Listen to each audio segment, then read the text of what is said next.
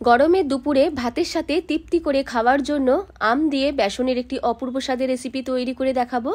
এর জন্য নিয়ে নিয়েছি হাফ কাপ পরিমাণ বেসন, আর সাথে নিয়ে নিয়েছি দুটো মাঝারি সাইজের কাঁচা আমকে খোসা ছাড়িয়ে। একটা মিক্সিং বোল নিয়ে তার মধ্যে নিয়ে নেব হাফ কাপ পরিমাণ বেসন। বেসন নেওয়া হয়ে গেলে দিয়ে দেবো পরিমাণ মতো অল্প একটু লবণ আর একদম অল্প একটু পাঁচ ফোড়ন। লবণ আর পাঁচ ফোড়নকে বেসনের সাথে ভালো করে মিশিয়ে নিয়ে জল দিয়ে একটা ব্যাটার তৈরি করে নেব। ব্যাটারটা খুব ঘনও হবে না আর খুব পাতলাও হবে না, বেশ ভালো করে কিছুক্ষণ ধরে ফেটিয়ে নিতে হবে। ভালো করে ফেটিয়ে একটা সাইডে রেখে দিলাম। অন্যদিকে আম দুটোকেও কেটে নেব। কড়াই বসিয়ে পরিমাণ মতো সর্ষের তেল দিয়ে তেল গরম হয়ে গেলে বেসনের বড়াগুলোকে প্রথমেই তেলে ভেজে নিচ্ছি। একটু লাল লাল করে বড়াগুলোকে ভেজে নেব। আমি এখানে বেসনের বড়া দিয়ে রেসিপিটা তৈরি করে দেখাচ্ছি। আপনারা চাইলে মসুর ডাল বা মুগ ডালকে ভিজিয়েও বড়া তৈরি করে এই রেসিপিটা তৈরি করে দেখতে পারেন। বেসনের বড়াগুলো ভাজা হয়ে গেলে একটা পাত্রে তুলে নিলাম। বাকি তেলের মধ্যে সব তেলটা লাগবে না, কিছুটা তেল রেখে বাকি তেল তুলে রাখলাম।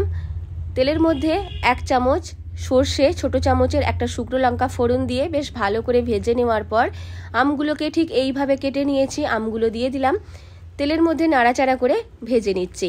ভাজার সময় এর মধ্যে দিয়ে দেব পরিমাণ মতো লবণ আর হলুদ গুঁড়ো। লবণ আর হলুদ দেওয়ার পর আরও কিছুক্ষণ আমের সাথে মিশিয়ে আমকে ভেজে নিচ্ছি। আম সেদ্ধ হতে খুব কম সময় লাগে, ভাজতে ভাজতেই অনেকটা সেদ্ধ হয়ে যাবে। তারপর দিয়ে দিলাম 1 গ্লাস পরিমাণ জল। যেই রকম গ্রেভি রাখবেন সেই রকম জল দেবেন। জল দিয়ে কিছুক্ষণ ঢেকে রেখেছিলাম। আম সেদ্ধ হয়ে গেলে ঢাকনা খুলে দেব। খুব সহজেই আম সেদ্ধ হয়ে গেছে, কারণ আম সেদ্ধ হতে খুব কম সময় লাগে। এইবার দিয়ে দেব চিনি। চিনি যেরকম মিষ্টি পছন্দ করবেন সেই রকম দেবেন। আমি এখানে 2 চামচ চিনি দিয়ে দিলাম। চিনিটাকেও মিশিয়ে কিছুক্ষণ ফুটিয়ে নিচ্ছি। আবার বলছি, আপনারা মিষ্টিটা নিজেদের স্বাদ অনুযায়ী দেবেন। আর কালারটা একটু ভালো করার জন্য একদম অল্প একটু কাশ্মীরি লঙ্কা গুঁড়ো দিয়ে দিলাম। লঙ্কা গুঁড়ো দিয়ে আরও একবার ভালো করে মিশিয়ে ফুটিয়ে নিচ্ছি। বেশ ভালো করে ফুটে গেলে দিয়ে দেব আগে থেকে ভেজে রাখা বেসনের বড়াগুলো।